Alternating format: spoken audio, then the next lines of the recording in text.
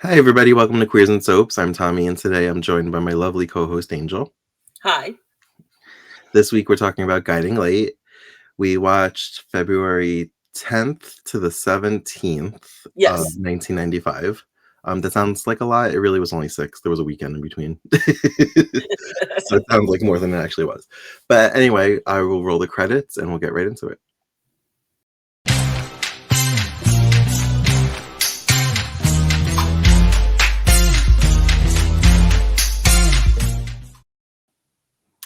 So I just have to say, get this off my chest right off the bat. What the fuck with Roger? What was that, meditation, thing going on with him? I was like, Is that a part of his character? Is this something that he regularly does, or was this just, a thing they did for this? I didn't know. I didn't know that. I didn't know that was coming. Because the first way that it was the way that I interpreted it was initially, and then I realized that it wasn't that. Was that Holly was watching a movie, and the movie that she was watching was Roger. This thing.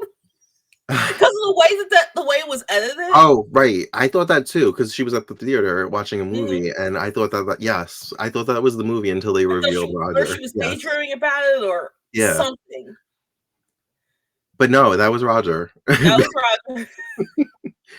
Because it made it look like he had some kind of training, combat training, and this was him meditating and trying to figure out what he wants to do, and he looks down, and I don't know if he actually saw a knife or if he hallucinated a knife, and I was like, is he known to be murdery? Because I don't. Has he murdered before? I know he's attempted murdered. Okay, so he has tendencies. Yeah, he has tendencies. I mean, I'm trying to remember. Oh, well, of course, there was the infamous, I think it was 1979, 1980, where he died, and I think he nearly killed Ed because of that. Really? Wow. Yeah, and then he came back in late 80s during Philip and Blake's wedding. Blake was played by, I think, Elizabeth Dennehy at the time, who is Brian Dennehy's daughter. Oh, wow. Yeah. Huh. So it was Elizabeth Dennehy, Sherry Springfield, and Elizabeth Kiefer. Okay. I'm really enjoying Lucy's whole dating love life thing. It's just interesting to see what's gonna happen. She decided that well, I'm getting ahead of myself. Let's talk about the little things. Tangi was only mentioned. We haven't seen Tangi, I feel like, since New Year's. I feel like she was around for a week, and then they were not writing for her. And then they're saying Tangi's coming back. Tangi's coming back. Tangi's coming back. I'm like, okay. And she leaves in May. I had researched this early on. She's only on until May of 95. So, and we're at the end of February almost. Mm-hmm. So it just feels like they didn't want to write for her because maybe they weren't getting the reaction they wanted. Mm-hmm. Well, there's also I'll just put this in quotes, a new writer. So I'm wondering if the new writer didn't really feel her. Oh, did it kick in already? We already got the new writer? So, actually it came as we were starting to watch it. So they had actually Patrick Mulcahy was a writer on Guiding Light. Before this. But I don't know how directly before it was. I still need to research that, but it's Douglas Anderson writing now. I'm wondering if it was as of the New Year's Eve episode that we watched. Because I don't have an exact date. I know with 1995, and I know that we don't get credits, so I don't know exactly when he debuted. But yeah, I'm wondering if because we get a new writer, he wasn't feeling Tangi, and that's why he's written her off for a while. Yeah, that's why that happens. Gets written off. Yeah. So Annie pays Josh a visit professionally, and she brings him clown pants so he doesn't keep ripping his $180 jeans. And I'm like, I would never pay $180 for jeans. No, never. The most I paid was $50 in that. The most I ever paid was like 125, and that was one pair. Now I'm like, I don't want to pay more than 40 ever. Yeah, no. Nah. Um, yeah, so I couldn't tell because the picture was like grainy, but like, were they actually clown pants or were they just like baggy? I wonder if they were MC Hammer pants. Too legit. Too legit to Parachute pants. And then I actually started to wonder if the actor that plays Josh actually hurt his leg in real life. Excuse me. Hmm. I mean, there's no way to know, but like, So wait, no. Because I know uh, much later, the actress who played Harley actually hurt her arm in real life, hmm and they had her in like a cast hmm for a while. okay. Um, Mindy and him have a little talk about. I don't, she confused me this whole week because, like, I guess it's because I don't really know. Like, somebody kind of commented like the history between Nick and Mindy, Hmm. but like, I'm still not. I'm still like disconnected with the story because like I feel like she doesn't want to be with Nick. She just wants the baby. Hmm. But like, there are moments where she says she loves him, and I'm like, do you? Because I don't think you do. Yeah, And I just don't understand, like, what was so bad that you guys are so disconnected that you just can't get on the same page? Like, he seems to wanna be with her and, like, mend things between them, and she seems just, like, hyper focused on getting this child. and they survived her affair with Roger, so that's what I don't get. Like, I want like that's not even an issue between them anymore. Right. So I'm very disconnected from the story because, like, I don't understand her motivations. Like, I feel like she's stringing him along, and I don't really like it. Yeah, Because I like Nick. From what I've seen, he seems nice. I like him. yeah, and I keep forgetting that that's Vincent Irizarry. So I'm so I used to him playing a villain. So right? Um My first encounter with him was when he was on All My Children, so I hmm. always assumed that that's where he came from, and then when I read Blue Jack, I just, like, kind of like, "Okay, maybe in the '80s." I didn't know he was, like, in the '90s playing this character. Hmm. Because I actually looked up when he leaves, while we were watching these episodes, and he's on for another year. He's on till February of '96, and then he makes, like, a two-episode appearance around Christmas '96. Oh, okay. Yeah. So I was like, "Oh, he was around for a while." Yeah, he was there for a good while, and Yeah, then that actually lines up with when he started All My Children. I think he started All My Children '97. okay. Did you ever see Lucky Chances, the miniseries based on Jackie Collins' novels? No, but I always wanted to see it. He's in that. He plays Lucky's I think so. father. Yeah, and Nicolette Sheridan plays Lucky. Wow, Yeah. that sounds so Um, orgasmic. yeah, it's on YouTube. It's like 5 hours long if you watch the whole thing together. But anyway, back to, like, Guiding Light. Um, so Lucy's still working for Alan Michael while, trying to keep her distance. Hmm. Um And I like the scenes between, Lucy, Bridget, and David. They were Hmm. like this, like, weird threesome friend group. Um, Lucy decides that she wants to go out, and she's gonna go to a bar, and Bridget's gonna go with her, so Lucy goes in, like, this leather jacket with, like, studs on it, and, these 2 guys playing pool get a little rough with them, and they seem like they have bad intentions, Hmm. and, the cop, I forgot his name. Is it Patrick Hut? Cutter. Hutter? Cutter. Cutter. I don't know why I wanted to call him Hutch. Cutter.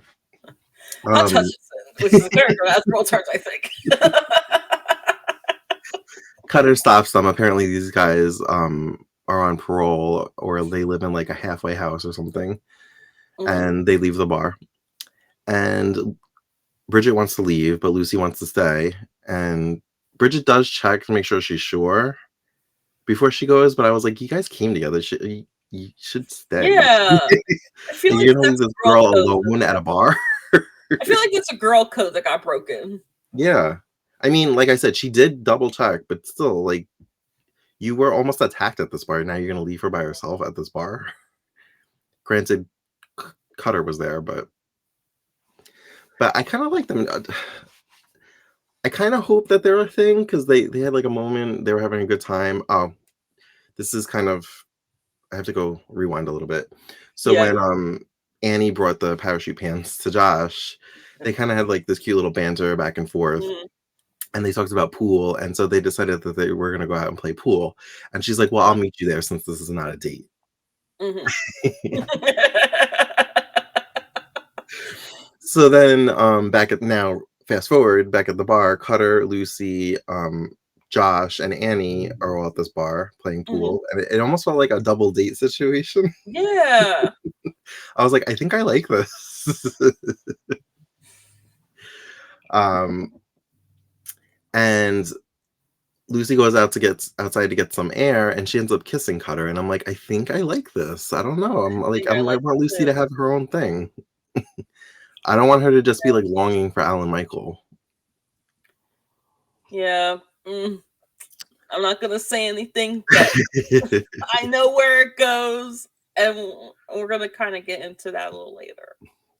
I'm all over the place. This will actually happen after, um, Lucy had, been assigned a job by Alan Senior to get Alan Michael to this party in honor of him taking over the company, being the Mhm, president or CEO, whatever his title is, in secret. So it was mhm. this whole, like, trying to get him into Right. a tux without him knowing and, like, getting him to this party. She spilled, like, I think, like, coffee or a drink On on his his, like, actual suit so that on he his would have to actual wear the tux. so he has to wear the tux. She takes him to, The because, like, diner. they were early, she takes him to the back to the diner in the tux. She said she needs her hot combs or whatever because she has a date. Yeah.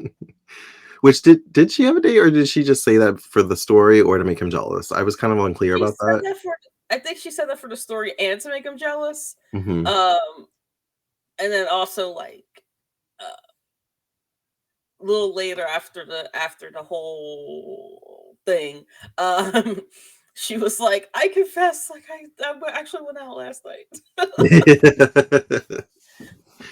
So, at the diner, Mhm. um, I'm trying to remember. So, Eleni was married to Alan Michael at one point? Yes. So, is that what the tension is between the Coopers and him? Because Mhm. okay.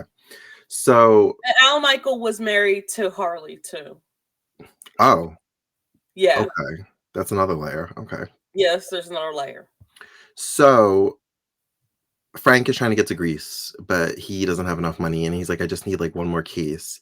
And through conversation, it comes out that he just needs, like, $1,500 or something, and Alan Michael, in secret, makes a phone call and has somebody make up a case if they have to pay Frank upfront $1,500, and no one's none the wiser except Buzz kinda suspects for a second, Mhm. because Frank's like, It's great. It's just what I needed. It's like a miracle." He's like, "I can go to Greece now." And Alan Michael has left at some point, and he kind of looks at where Alan Michael was sitting and like the tip, and he's just like, "No." That was kind of like a nice, like, we don't like each other, but I'm gonna do this favor for you, like, situation. Mhm. I like moments like that when rivals can Yeah. kind of help each other out. Um, so I really wasn't feeling the whole Grease storyline. Me I neither. don't know. I feel like I'm not getting enough of it. Eleni is at the island and she asked somebody she knows if they could like charter a boat to get her to the island she needs to get to Mhm. talk to Christos, I think his name was. Christos, yeah. And he initially says no, but she convinces him to. Mhm. Um, once we saw Christos, though, suddenly I was interested. I was like, oh, even she Well, you seen it. She heard was him like, oh, first. hi. Well, you heard him first. You heard he was playing the piano. Uh-huh. He looks so familiar. Is he somebody? I don't know, He has like but this weird I do. Antonio Sabato and other soap actors. Like, I'm sure he is. I'm just like, But and I I do tried love that they Google. had the fan blowing his hair. I did note that. I was like, "Is that his real hair, or did they put, like, a wig or, like, extensions on just to have that moment where the wind was Mhm. just blowing his"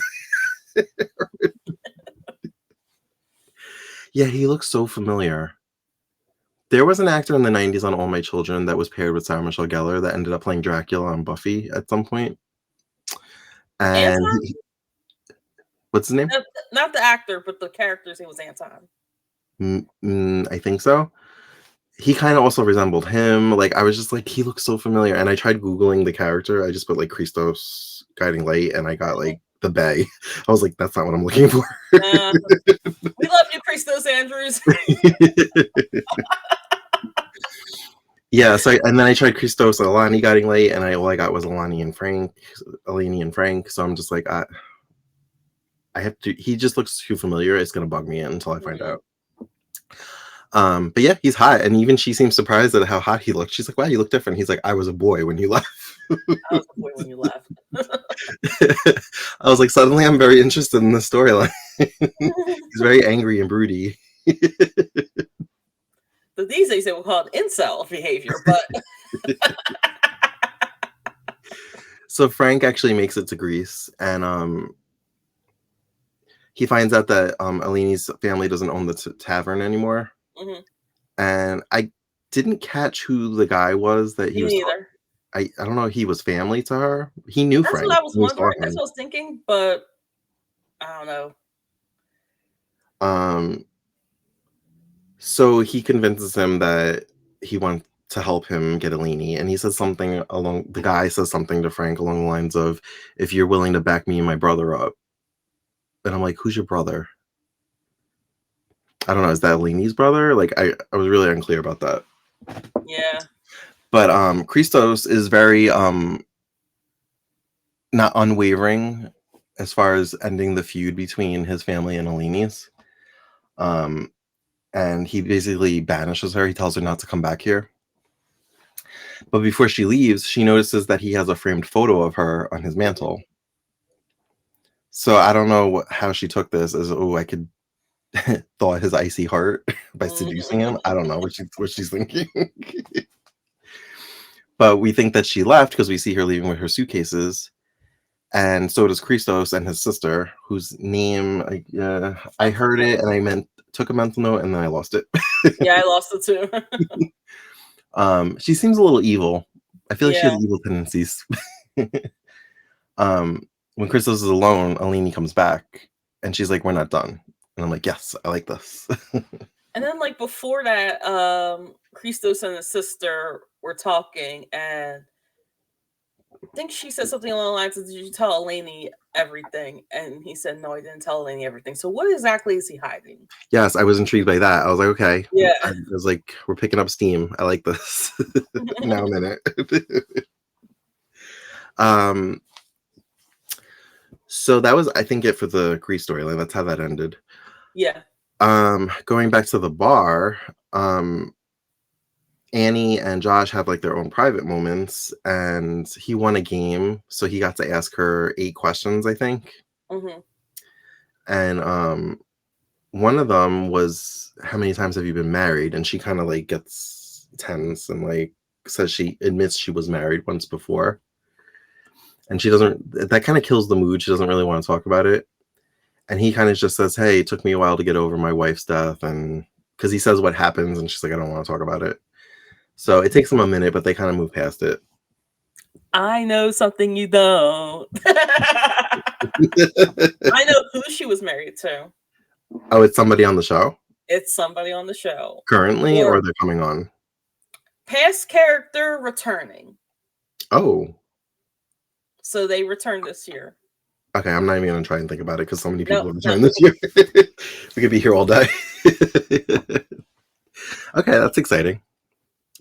Um, Now you have me spiraling. I'm like, who could it be? And I won't Google it. I'm actually really good about not Googling when I want to, like, actually, yeah. Um, yeah, so I'm glad that we're kind of developing a relationship between these two Mhm, because I'm like, all right, we're at the end of February. Reva's coming back in April. I mean, mhm. maybe not to Springfield, but she's coming back.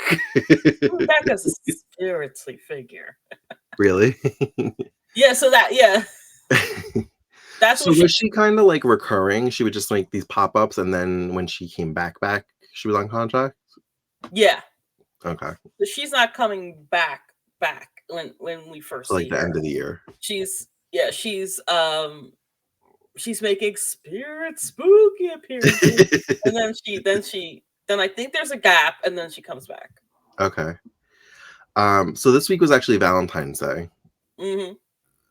around, like it was, like, Wednesday, Thursday, maybe? Or Tuesday, Wednesday, Thursday, it was But I on the feel like show? that episode got put I think feel like it got the show got pushed back because Valentine's Day didn't air on Valentine's Day, it kinda aired, like, the Yeah, it was, like, the 17th, 15th and the 15th, 17th or something, yeah. 16th, yep. Um, so everybody's got their own thing going on. Matt and Vanessa go to, like, this fancy party where all the older women are, like, side-eyeing her. Oh, Vivian. We love Vivian, yeah. Vivian. And, we see, Vanessa overhearing them talking shit. They're talking shit in, like, a polite way. They're like, "I care about her. She's my friend, but this is just" like, I was just like, "Oh, shut up. You're such bitches." No, because that's exactly how people gossip. Right. "Oh, I'm your friend, but I think she's acting ridiculous right now. She's Yeah. acting like a teenager." Did you see that bracelet she was wearing? That bracelet she was wearing. Yeah. And Matt also overhears because, like, he walks up as she's, like, listening, and he notices that she's, like, visibly upset about it. Mhm. But he's like, "I don't care." He's like, "Let them talk. Who cares?" He actually even wants to, like, stand on top of a chair and shout how much he loves her. And she's like, Aw. "No." And he's like, "When then?" And she's like, "We'll have a party." And he's like, "Tomorrow?" And she's like, "No." He's like, "Then I'm gonna stand up."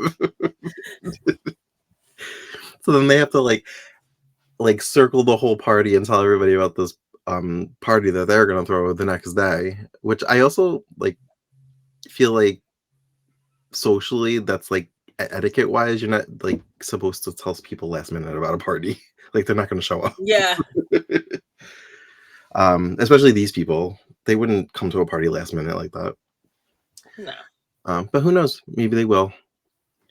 Um, so Mindy and Nick basically are approved for the adoption. Mhm, They need to have a home visit. mhm, So I guess they have to make it look like she's been living there. mhm. They went out for Valentine's Day, right? Because they were at that same fancy restaurant. They were at the same fancy restaurant, yeah. And they return back to, I guess that's the Spalding Mansion, right? The Spalding Mansion, yeah. And they go to the bedroom, and he says, "I had another room set up." He's like, "I could sleep there if you want." And she says no, but she's in bed with her back turned, and she's very distant, and he's kind of like hesitant to get into bed. We have like this whole music montage. He's staring outside the window in his Mhm. robe while she's laying in bed. um, oh, so during leading into this music montage, we also had Roger, who is now with Holly, and he's like trying to get the secret out of her. Mhm. And she's just, like, asking him to let it go, and she's like, "I've let so many things go that you've done." She's like, "You could do this one for me." And he says yes, but knowing what I know of Roger, I don't think it's a real yes. He seems like a dog with a bone. He's just gonna keep going until Oh, he finds yeah. her. Definitely is. But she ends up proposing to him. Mhm. Um, she proposes to him, and he still won't let it go, and then she tells him he should, and he accepts, and he's like, "I think I have some champagne from the night that I was gonna propose." They get a little drunky and, to celebrate. Um, we saw Blake and Ross. Apparently, he got his last check from Spalding, I think I heard, Mhm. and he's like, "You better put your credit cards in, like, the veggie something," I think that, like, cuts up vegetables. Yeah. Um, and I'm like, "That's such a '90s thing."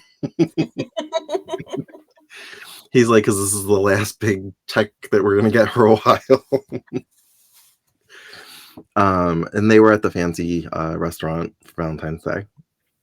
But Blake's gonna be really excited when she finds out her parents are engaged officially. Mhm. We had Fletch basically just like hiding out in the office doing reporting work. He thinks that Holly just left him high and dry at the ski Mhm. lodge. He doesn't know that Roger was there. Mhm. So he thinks she's uninterested. I kind of like Holly and Fletch. I like their longing for Do. each other. I do. I like them together. And knowing, I mean, I know it's still like a couple of years from now, but knowing that the actor that plays Roger passes away, I Well, like. first he gets sick, and then they fire him. Oh, so he leaves the show? He leaves the show. They Uh, recast him with. I'm not sure if you know the actor. It's Dennis Perlato. I mm, saw the episode where they temporarily recast Roger, uh-huh. but it's really but at the end of the episode they put him in the like okay, so down the line we do get credits, but not I don't know why not 1995, but down the line but we do but he is put in the credits that same episode. The Dennis Perlato, Even though he he was was a temp? he was advertised as a temp with the Uh-huh. announcement. They said today the role of Roger is being played by instead of the role of Roger is now being played by. Oh, So today implies that he's only going to be played that day or a few days or something like that. yeah. But they didn't state like they didn't do the role of Roger is now being played by Well, like now, like they'll be like, due to illness, the role of Sam McCall is being played by Lindsay Lindsay Hartley. Hartley. But they'll say due to illness, so we know they're coming back. Yeah, yeah. Yeah. But when but in the same at the end of the episode, they had his name in the credits instead of Michael Zaslow, so implying Oh, that he was permanent. gotcha. Yeah, I So, I I already and missed then the credits. Like we got them for like a month, and now we have like this just like quick like, yes, and I feel it like annoys once a me week that we the get CBS the whole logo comes up credits. on top of it. I'm like, go away, you're Go not away, funny. bug.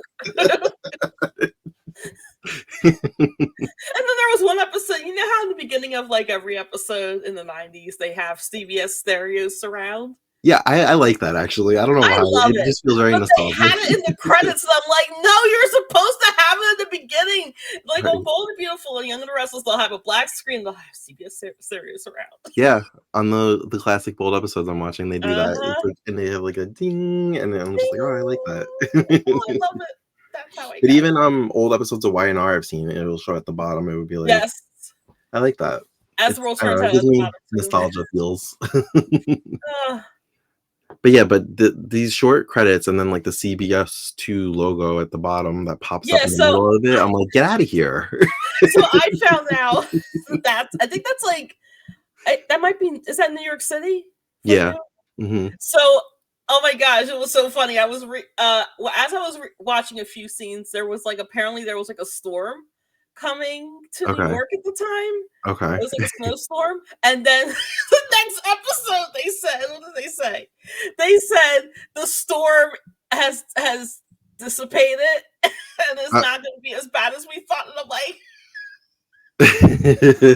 that's giving and if you guys are from Philly watching this, that's giving John Belaris vibes. Storm of the Century. Well, I didn't notice that, and now knowing that, this actually makes this line funny. When Holly and Roger were celebrating, and he pulled out the champagne, he's like, all we're missing is snow. Because apparently it was snowing when he was gonna propose. So that actually makes that funny now. That lined up. Huh. Um so now it's like there's like this, I think that the party was at the bar that we saw the New Year's party at, that Bridget, David, and Lucy go to. Yes. Um it's like now weird. Okay, so I'm trying to remember. There was a guy that came in when Lucy made a deal, like a $2 million deal, that you said that was the introduction of this character that's gonna have like this whole story. Did we see him this week? Because I don't remember what he looked Yes. like, and there was a bunch of He's in the guys bar. I saw, and I He, was like, "Is that him? Wait, no, is that him?"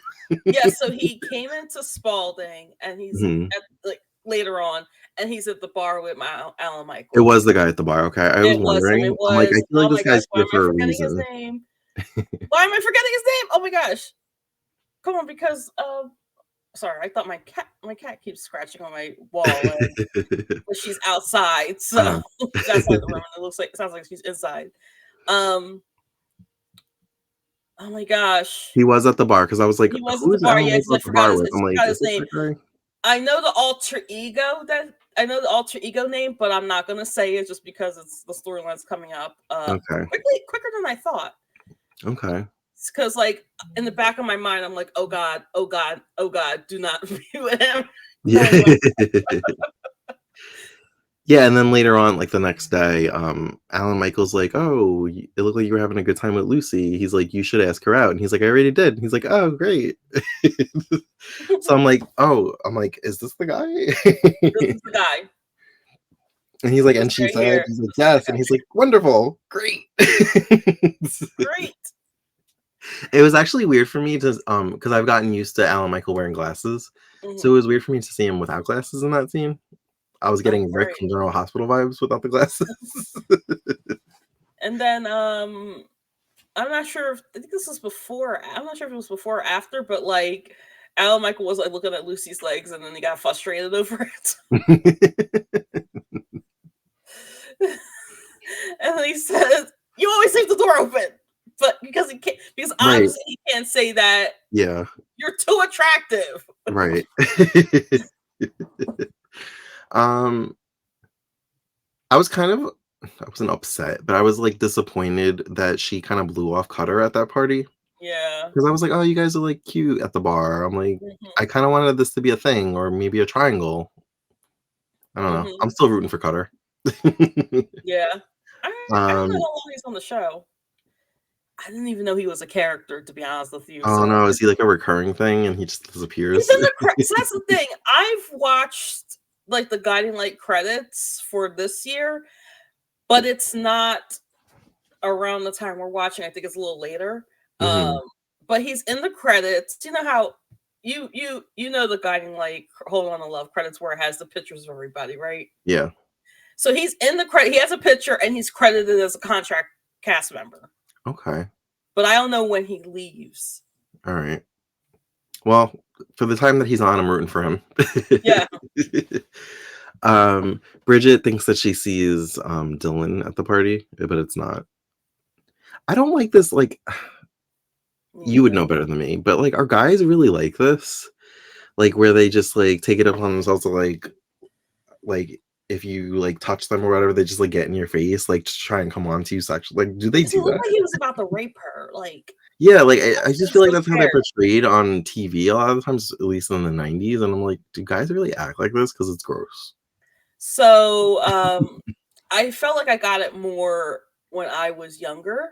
Now I don't care how people know my age. I'll be 38 this year, 37 currently, but I got a lot more when I was younger and Mhm. wearing skirts. So I don't wear skirts anymore, and I know this sounds like victim blaming and stuff like that, but women should be able to wear what they want without being harassed. Right. Without And feeling like they were like the famous line, "They were asking for it." yeah, so I just don't I wear pants except if it's like a special occasion. Mhm. Just because I want to like on my end I want to feel comfortable Comfortable. and on my end and not attract people who I Yeah. don't want to be attracted to. Um It's gross, it's yeah, definitely toxic masculinity, and I don't like it it. is. Um, but there was this cute scene, so when she, like, realized it wasn't Dylan and she got out of that situation, I think Cutter may have even stepped in at that point. Mhm. Um, there was a scene outside where, like, David's, like, holding Bridget. It almost felt like in a romantic way, but then Lucy comes out and he kinda puts his arm around her, and I was like, "Huh, it's just David and his girls, his 2 white girls." Look, if this was 2024 on a UK soap, they will be a throuple. Right? They would have went home, got some good loving. Oh, there was actually a scene before that. Bridget was like a good wingman. She was like, she saw a girl checking David out, and she like Mhm. went over there and was like, "Hi, I'm Bridget. What's your name?" What's your name? And the girl was like, and I was like, "Oh, this is very friendly girls, like girl interaction." She's like, "My friend wants to dance with you." Yeah. I like that. That was funny and cute. But, I think that was everything. Did I forget anything? Hold on. We did Grease, we We did did Roger and Grease. Holly, we did Fletch. Oh, there are some parts of Fletch that we left out. What'd I forget? So I know that Holly and not Roger. Who's the guy? Who's Maureen's husband? Ed. Holly and Ed were talking about the whole situation type deal. Mhm. It wasn't one thing to there wasn't anything to note. I forgot she said something, and I know there's something to note about that, but I'm blanking on it. But yeah, but basically, like, it was like a character development moment, just to like Okay. because like Holly and Ed used to be a thing, and they're Mm. friends. Oh, Roger confronted Fletcher too. I think that was this week in the garage, and then Ben came up. Was that was before the engagement? That was before the engagement. Yeah, But he still doesn't know, he doesn't right? know. No, But he suspects? he suspects. Yes. Okay. So he's like, "What do you like? What do you know about Holly?" Like, Right. and then like Ben comes up and says, "Like, hey, I was supposed to get like dropped off somewhere," and he's like, "I'll wait in the car." Like Ben just comes out of nowhere. I'm flashing back to that beginning scene of Roger, like, meditating, being like, "I choose revenge."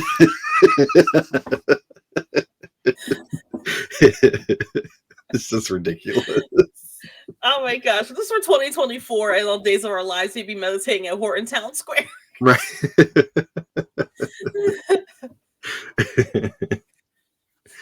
Um, I guess the only thing I could remember is Mindy and, Nick did have the home visit, and it seemed to go well.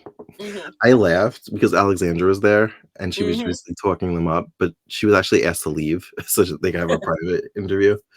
Like, you But, know what? I laughed when Mindy was like, "Thanks, mom," and she called, like, Alex mom. I was like, "That feels weird."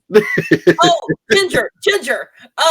Oh, Ginger, that wasn't, Allison Allison Jan Janney. it Yep, was her? it was Allison Janney before she became famous. Yep. I thought it was her, but I wasn't sure because I knew she was on at some point, Hmm. but I didn't think it was this late into the '90s. I always picture her as more of a bigger thing back Yeah, then. I wonder. Yeah, I wonder if like I wonder if this is her last year before she broke into show business. Well, I mean, She was also not saying that she didn't break into show business going on Guiding Light, but like before she broke into like more lead roles. She was also on As the World Turns. I don't Oh, very cool. briefly, I was watching, 1993, I think, with Lynn Hmm. when, Holden went to Italy to find Lily, Hmm. and she was in scenes with, like, a grifter. She was, like, the mother or sister or friend, I don't know, Oh, of wow. somebody, and I was like, "Oh my god," like, I was like, I knew she was on Guiding Light, I didn't know she was also on As the World Turns, which makes sense, they were both New York soaps. And Procter and Gamble. Yeah, and Procter& and Gamble. Um, did they film near each other? I know As the World Turns was in Brooklyn at one point, or they always were? I know that they moved to Brooklyn after Another World ended because Another World was in Brooklyn. Oh, I didn't know that. Yeah, Another World was in Brooklyn, and then they moved into their studio when that got canceled. Oh, Think As World Turns As World Turns was always in New York, but like where exactly they were before they moved to Brooklyn, I forgot. was Yeah, there, like were they able to keep the look the same once they moved, studios? I I Or didn't was know there, this. like, a I didn't know. I noticeable remember the only reason I knew they moved to Brooklyn was because I read it in one of the magazines, and it looked. I think the only real change that happened during that time was they got a new EP, they got new writers, so when a new EP comes on, the look, the not the look, but like the feel of the show changes. Yeah, So like if you notice, like between Joe Farron Phelps and when Frank Valentini took over, there's a clear change in the look. right. Um, you'll see it with I think we're at the end of JFP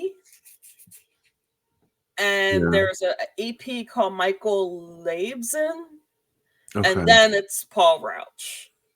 Oh, Paul okay. Rauch's Guiding Light. I love it. Really? Not saying I don't like Jill Farren Phelps' Guiding Light. There are things that I don't like they killed off Maureen and stuff like that. But but Paul Rauch's Guiding Light, yes. So I guess he was there in 97 when you were watching? 97 when I was watching, yeah. Okay. All right. Well, do you have anything else to add before we wrap this up? Let me make sure I got everything. I think that's everything. I do want to offer a teeny tiny little bit of a spoiler. According to like the photos, we get a reintroduction of a character next week. From the thumbnails on the In the episode sheet? thumbnails, yeah. A reintroduction? So they weren't on the Reintroduction. show? Oh, is it Tangi? I don't No, know why I not made Tangi. this. No, we're not talking Tangi. No, Tangi's not that. We're talking a character who was in the 80s and as a teenager and is back as an adult now. Oh. Harley? Yeah. Huh? Harley? No. Okay. I'm not She left gonna in the 90s. keep guessing. No. We are talking. Want me to just say it? No. I No. want to be surprised. Yeah, I want to be surprised. Yeah, be surprised. Yeah. Be surprised because like once she comes on, I think her coming on will just like elevate a current story to the next level. Oh, okay. That's exciting. Nice little teaser. I wish we had Maybe promos. even 2 storylines to the next level. I wish we had promos. I know. But all right. Well, thank you for joining us for another week's worth of Guiding Light 1995. As always, you can find us on all the socials at Queers and Soaps. And until next time, have a great night. Bye. Bye.